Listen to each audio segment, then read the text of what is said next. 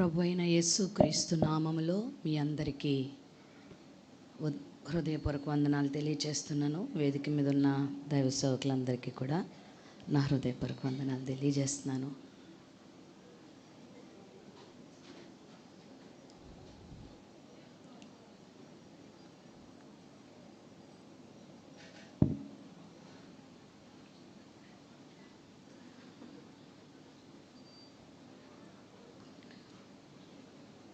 వాస్తవానికి నేను వర్తమానం అందించడానికి రాలేదు.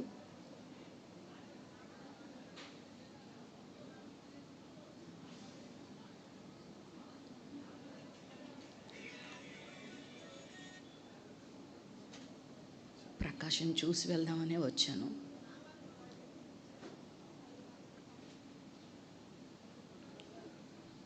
ఇక్కడ వర్తమానం అందించడానికి చాలామంది అనుభవజ్ఞులైన దైవజనులు ఉన్నారు.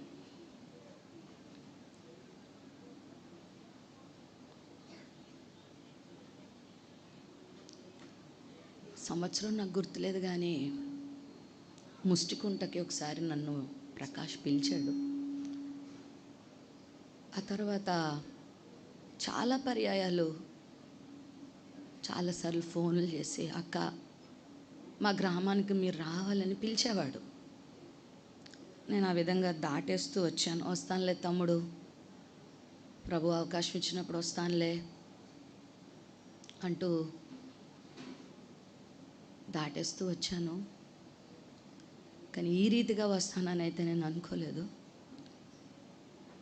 తను పిలవకపోయినా నేను వచ్చేదే.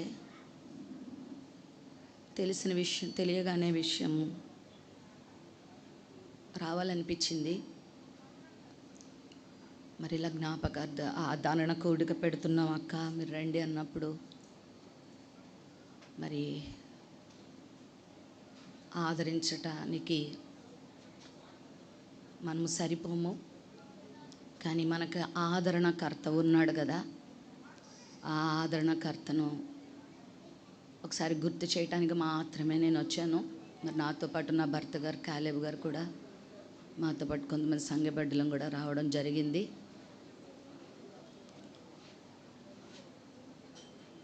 మరణం గురించి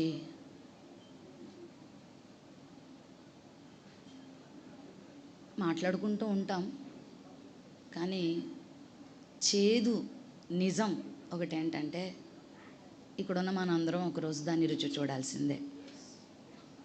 ఇది మన అందరికీ వచ్చేదే. పుట్టినవారు గిట్టక తప్పదు. 89వ కీర్తన 48వ వచనంలో ఒక మాట ఉంది కదా, మరణము చూడక బ్రతుకు నరుడు ఎవరు. ఎవరైనా మరణాన్ని రుచి చూడాల్సిందే, మరణమును పొందాల్సిందే. మరణించిన వారు బ్రతుకున్న వారి కంటే తక్కువ వారేం కాదు, బ్రతుకున్న మనమేం శ్రేష్ఠులమైన వాళ్ళేం కాదు. మన దినముల లెక్క దేవునికి తెలుసు. ఇక్కడున్న ప్రతి ఒక్కరికి ఒక దినం ఉంది. పుట్టుక దినం ఎలా ఉందో మన మరణ దినం కూడా ఉంది. ఈ జోస్లిన్ మనకు ఒక విషయాన్ని గుర్తు చేసింది అంతే. ఒక వేలు పెట్టి ఇలా చూపిస్తున్నట్టు అనిపించింది నాకు కూడా. జోస్లిన్ మరణ వార్త వినిన తర్వాత నీకు కూడా ఒక రోజు ఉంది, జాగ్రత్త, నిన్ను కూడా దేవుడు పిలుస్తాడు ఏదో ఒక రోజు. మనం ఎవరు ఈ లోకంలో శాశ్వతం కాదు. అయితే పుట్టించిన దేవుడు మన దినాన్ని నియమించాడు కూడా. మనకు ఒక దినాన్ని ఆయన నియమించాడు. మరి ఆ దినము లోపల మనం ఏం చేస్తున్నాం అన్నది ప్రశ్న ఇక్కడ, అంతే.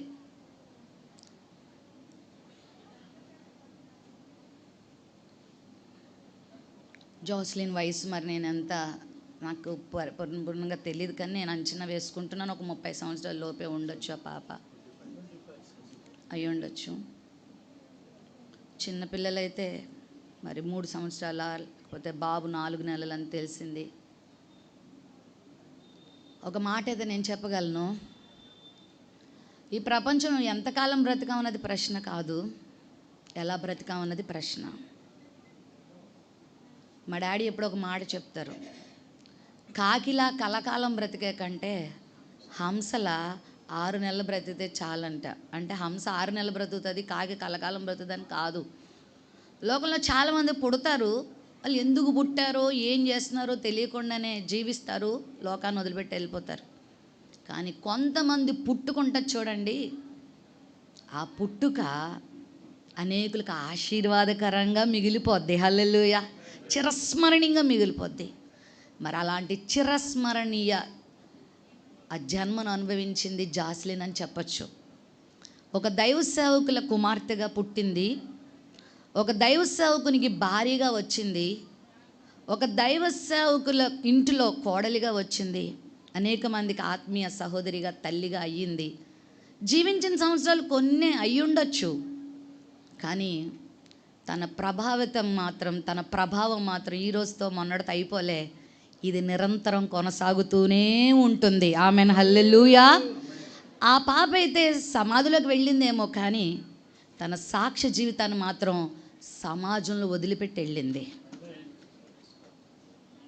ఒకవేళ రక్షణ లేకపోయి ఉంటే, ఆమె కూడా ఒక లోకస్తురాలైన చిల్లరి వ్యక్తిగా బ్రతుకుంటే ఈరోజు ఈ విలువ ఆమెకు వచ్చేదేమో కాదేమో. కానీ ఏదైతే మనిషి జీవితానికి పరమార్థమైనదో ఆమె తెలుసుకుంది. తన జీవితాన్ని బాల్యంలో ప్రభువుకి అప్పగించింది, రక్షణ పొందింది, ప్రభు పిలిచినప్పుడు వెళ్ళింది. యెహోవా భక్తుల మరణం యెహోవా దృష్టికి విలువ తక్కువది కాదు. దేవుని బిడ్డల జీవితమే కాదు, వారి మరణం కూడా దేవుని దృష్టి చాలా విలువైంది. దేవుడేమి అనాలోచితంగా పనులు చేయడు, ఆలోచనతోనే పనులు చేస్తాడు. ఈ విషయం ఈ సమయంలో నేను ఎక్కువ చెప్పలేకపోతున్నాను, కానీ ఒక మాట మీకు చెప్తున్నాను. పుట్టించిన దేవునికి తీసుకునే హక్కు కూడా ఉంది. ఎందుకు పుట్టించావు నన్ను అని ప్రశ్నించిన మనం ఎందుకు తీసేసుకున్నావు అని అడగడానికి కూడా మనకి హక్కు లేదు. ఈ బంధాలు, ఈ అనుబంధాలు దేవుడిచ్చినవే. మన స్వార్థం కొరకు బ్రతకడానికి ఆయన ఇవ్వలేదు. కానీ ఇందా పాస్టర్ గారు ప్రార్థనలు అన్నారు కదా, ఆయన మహిమార్థమై మాత్రమే, అంతే. ఆయన మహిమ కొరకు మాత్రమే మనం ఈ లోకంలో ఉన్నాం, అంతే. నీకు ఇవ్వబడిన భార్య కావచ్చు, నీ బిడ్డలు కావచ్చు, నీ తల్లి కావచ్చు, నీ తండ్రి కావచ్చు, నీకున్నవారు ఎవరైనా సరే నీ మహిమార్థం, దేవుని మహిమార్థమే బ్రతికితే చాలు, అంతే. నీకేదో కలకాలు నీ ప్రక్క నుండి సంతోషాన్ని పంచలేకపోవచ్చు, కానీ దేవునికి మహిమ తెచ్చే పాత్రలుగా ఉండిపోతే చాలు. ఆర్ద్రాషి అని ఒక ఛాంపియన్ ఉన్నాడు. ఆయన ఒక టెన్నిస్ ఛాంపియన్. ప్రపంచంలో చాలా పేరెన్నిక కలిగి ఉన్నాడు, చాలా డబ్బు సంపాదించాడు, చాలామంది అభిమానులు సంపాదించాడు. అనుకోకుండా అతడు ఏ తప్పు చేయకపోయినా 1980వ సంవత్సరంలో ఆ సమయంలోనే ఎయిడ్స్ అనేటువంటి రోగానికి క్రొత్త, అందరికీ అప్పుడు ఇంకా తెలీదు, హెచ్ఐవి వ్యాధి సోకింది. ఒక ఆపరేషన్ తనకు చేస్తున్న సమయంలో మరి డాక్టర్స్ అవగాహన లేక ఒక హెచ్ఐవి వ్యాధిగ్రస్తుని యొక్క రక్తాన్ని ఎక్కించేయడం వలన అతనికి ఆ రోగం అంటుకుంది. ఆ విషయం తెలిసిన ప్రపంచం అంతా అతన్ని చూసి నవ్వింది, వెక్కిరించింది, చిచ్చి అంది, అతన్ని ఆటల్లోంచి తీసేసింది. అతడు పొందుకున్న ట్రోఫీలన్నీ లాగేసుకుంది. అతను ఒక రోగగ్రస్తుడిగా, ఒక శాపగ్రస్తుడిగా, ఒక పాపిగా, ఒక దుర్మార్గుడిగా, ఒక చండాలుడిగా అతన్ని చూసి అతన్ని వెలివేసేసింది. ఒంటరివాడైపోయాడు. అప్పుడు అందరూ వచ్చి, అంతకుముందు అతని దగ్గరికి కెమెరాలు వచ్చి ఎంతోమంది వచ్చి అతను ఇంటర్వ్యూ చేసి వావ్ అన్న వాళ్ళు ఆ రోజు అతని దగ్గరికి వచ్చి, ఇప్పుడు ఏమంటావు చెప్పు, ఆ రోజు ట్రోఫీలు పట్టుకొని, కప్పులు పట్టుకొని నీ చుట్టూరు లక్షల మంది ప్రజలు ఉన్నప్పుడు ఎంతో ఆనందంతో నా దేవుడు నా జీవితంలో కార్యాలు చేశాడని చెప్పావు కదా, ఇప్పుడు ఏం చెప్తావు చెప్పు. ఇప్పుడు మంచం పడతావు, నీ వంక చూసేవాళ్ళు లేరు, ఎయిడ్స్ అనే రోగం వచ్చింది, నీ ట్రోఫీలు వెళ్ళిపోయి, డబ్బు వెళ్ళిపోయి, ఇప్పుడు ఏం చేస్తావు, ఏం చెప్తావు ప్రపంచానికంటే అర్ధరాశి ఏం చెప్పాడు చెప్పనా? ఇన్ని కోట్ల జనాభాలో చాలామంది, కోట్ల మంది టెన్నిస్ని అభిమానిస్తారు. అందులో కొంతమందికి మాత్రమే టెన్నిస్ ఆడే అవకాశం వస్తుంది.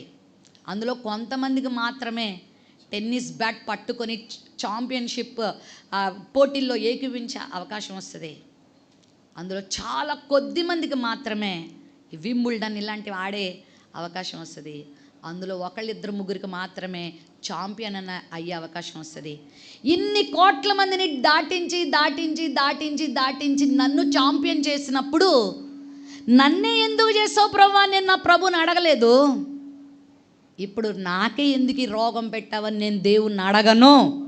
ఇది దేవునికి ఇష్టమైంది, దేవుని చిత్తం నేను చేస్తానంతే అని ఆ భయంకరమైన ఒంటరితనాన్ని అనుభవిస్తూనే, రోగం అనుభవిస్తూనే, దేవుడు నాకు ఇచ్చిన ఈ శేష జీవితాన్ని నేను వదులుకోనని చెప్పి ఆఫ్రికా దేశానికి వెళ్ళిపోయి దేవుని సేవ జరిగించి ఎంతమందిని ఛాంపియన్గా ఆ టెన్నిస్లో ఉండి లోక సంబంధమైన అభిమానులను సంపాదించుకున్నాడో నాకు తెలియదు. కానీ ప్రభు సేవ చేసి కొన్ని లక్షల మందిని ప్రభు ఎద్దుకు నడిపించాడు. ఆర్దరాశి ఆమెన్ హల్లెలూయా. చాలాసార్లు మేలు కలిగినప్పుడు దేవా నీకు స్తోత్రం, ఎంత గొప్పవాడవయ్యా అంటాం. అది అందరం చిన్నపిల్లలు కూడా చేసే పనేనేమో. కానీ ఆత్మీయ పరిపక్వతలోనికి వచ్చిన వాళ్ళు, ప్రభు ప్రేమను నరాల్లో రుచి చూసిన వారు మేలునే కాదు కీడును కూడా ఆనందంగానే యాక్సెప్ట్ చేస్తారు. ఎందుకంటే దేవుడు అంటే వారికి తెలుసు. వారి దేవుడు వారికి మేలు చేసేవాడే కానీ కీడు చేసేవాడు కాదు. ఒకవేళ ఇది మనకు కీడుగా అనిపిస్తుందేమో, కాదు, ఇది ఆగమన్ ప్రకాష్కి ఎంతో మేలు, ఇదెంతో మేలు. ఆదరించే ప్రభు ఉన్నాడు. ఆయన మన చేయి విడివడు, ఎడబాయడు. గాఢాంధకారపు లోయల్లో సంచరించిన ఏ అపాయానికి నేను భయపడాల్సిన అవసరం లేదు నాన్న, ఏం భయపడక్కర్లేదు.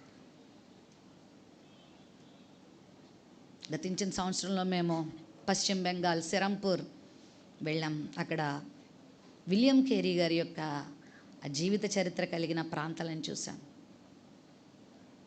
తన సొంత చేతులతోనే తన కొడుకులు సమాధి చేసుకున్నాడు విలియం కేరీ గారు.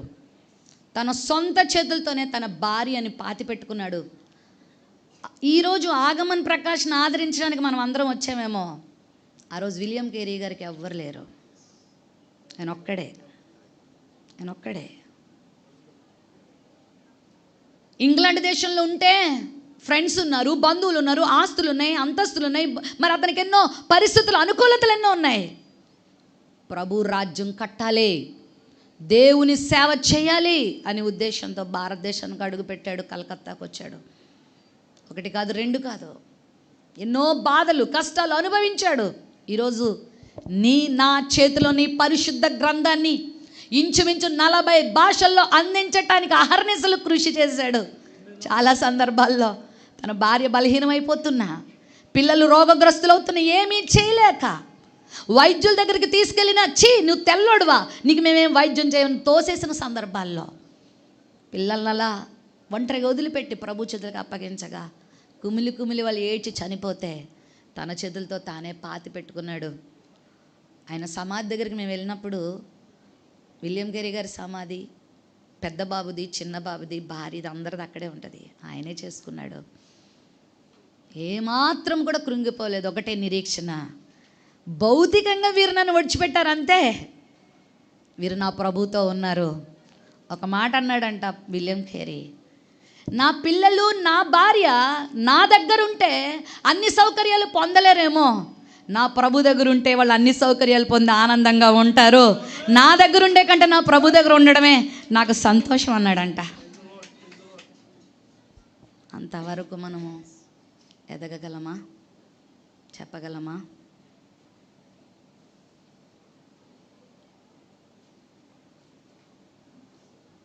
మరలా చెప్తున్నాను, గొప్ప గొప్ప దేవుని సేవ చేసిన మహాభక్తులను దేవుడు తనను కొరకు సిద్ధపరచుకోవటానికి మహాశ్రమల గుండా తీసుకెళ్ళాడు. మరి ఆగమని చిన్న వయసులోనే ఈ పరిస్థితికి అనుమతించిన దేవునికి ఎలా నడిపించాలో తెలుసు, ఎలా ఆదరించాలో తెలుసు, ఎలా వాడుకోవాలో తెలుసు. దేవుడు నమ్మదగిన వాడు, ఆయన చేయవిడవాడు. నీతో ఆయన ఉన్నాడు, బలపరుస్తాడు, బలంగా వాడుకుంటాడు.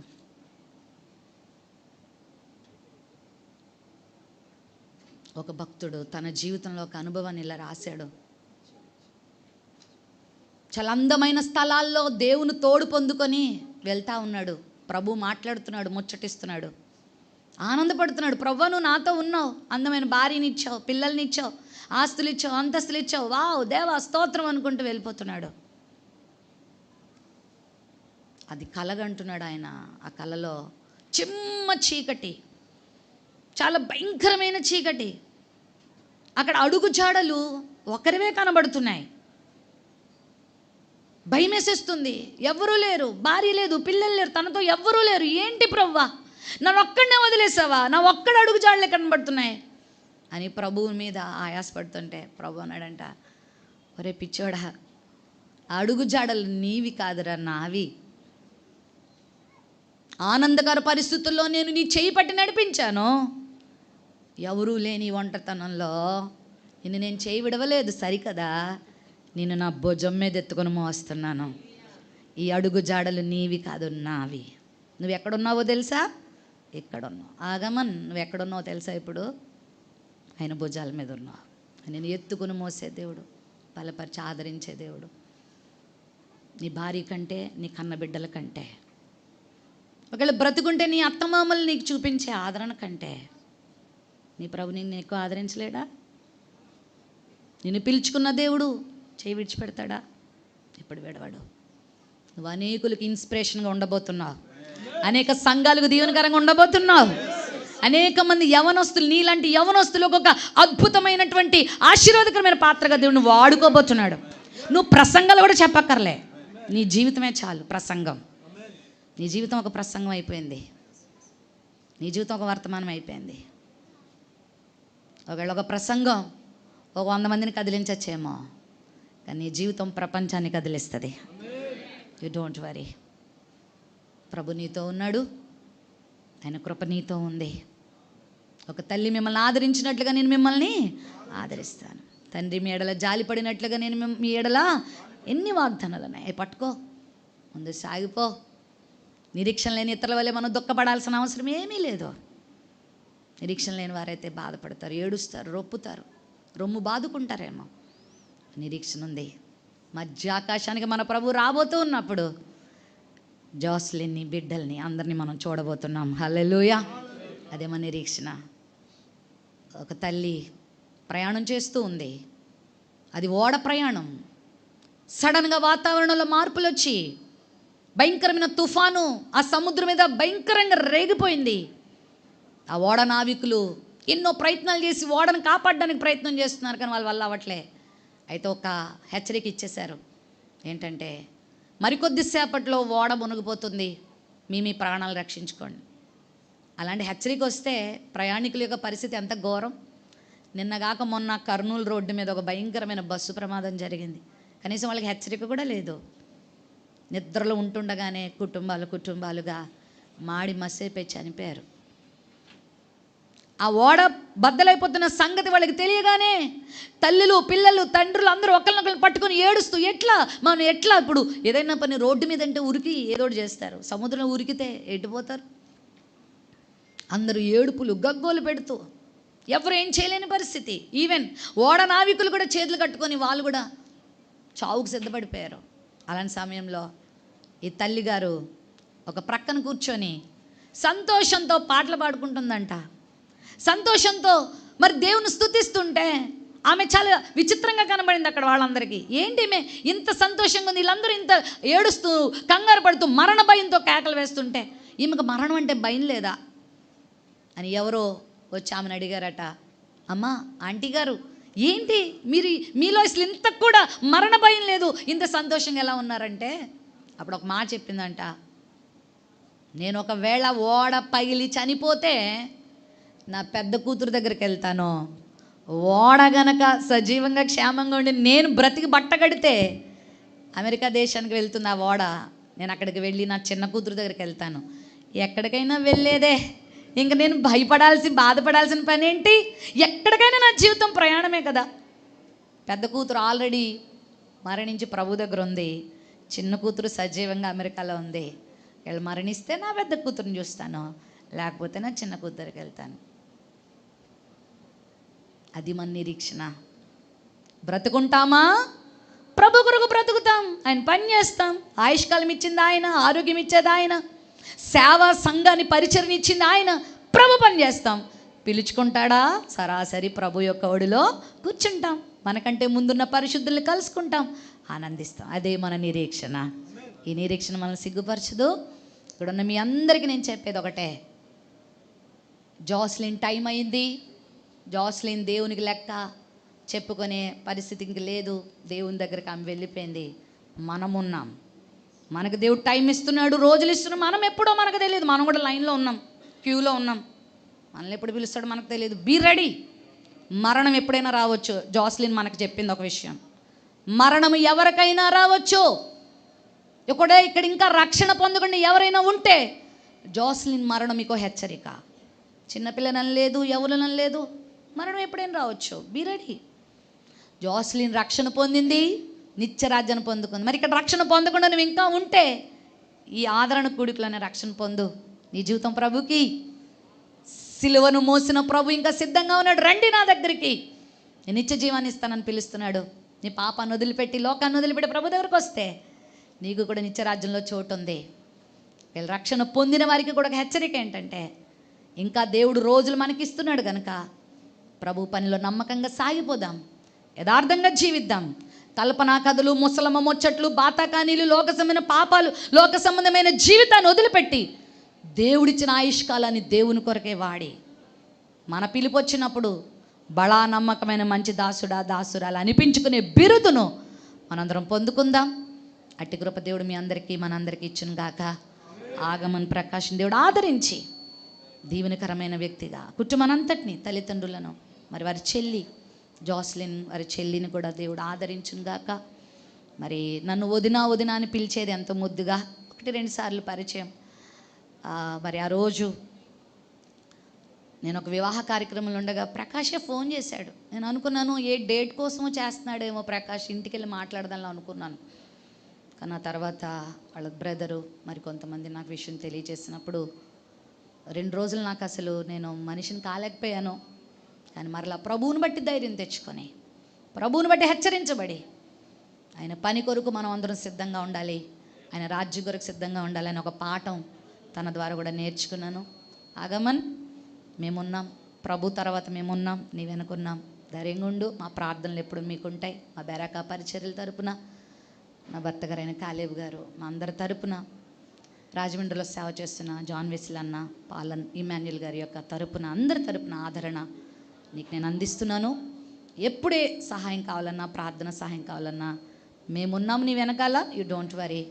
ప్రభువుని మించిన ఆదరణకర్త లేరు, కానీ ఈ భూమి మీద బ్రతుకున్నప్పుడు ఒకరికొకరు సహకారంగా మరి మనం ఉన్నాం కాబట్టి ధైర్యంగా ఉండు. ప్రభు పనుల ముందు సాగిపో. దేవుడి మాటలు దీవించును గాక.